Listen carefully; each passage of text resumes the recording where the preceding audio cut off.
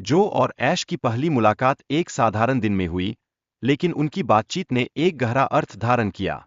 यह मुलाकात थी जिसने उनके रिश्ते की नींव रची और उनके बीच एक अनकही कड़ी का निर्माण किया।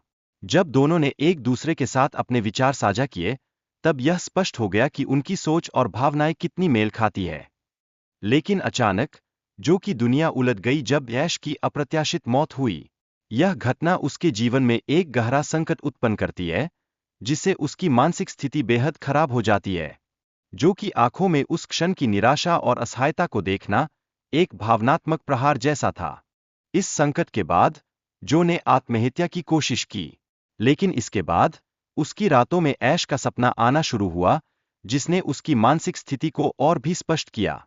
यह एक संघर्ष था जिसमें वह अपने अतीत के साथ तालमेल बैठाने की कोशिश कर रहा था। उसके सपनों में ऐश की उपस्थिति उसकी भावनाओं का आवाज बन गई। इस बीच जो को एक रहस्यमय संदेश मिलता है जो उसकी सुरक्षा को खतरे में डालता है।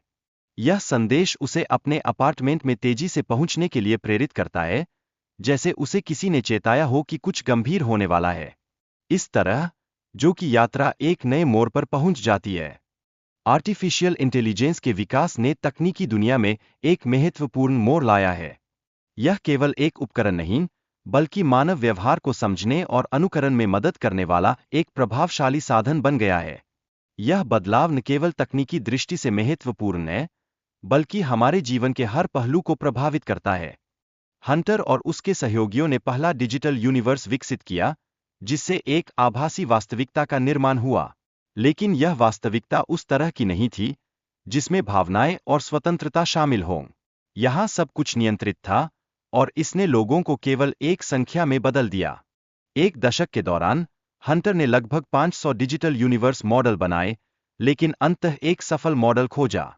यह मॉडल वास्तविकता और आभासीता के बीच की सीमाओं को धुंधला करता है, और इसे बनाते समय हंटर ने कई तकनीकी और नैतिक दुविधाओं का सामना किया। इस बीच आश और जो के बीच की प्रेम कहानी एक डिजिटल प्रोग्राम के रूप में उभरती है। यह कहानी दिखाती है कि कैसे वास्तविकता का अनुभव आभासी दुनिया में भी गहराई से हो सकता है। उनके बीच का रिश्ता विभिन्न आयामों में फैला हुआ है।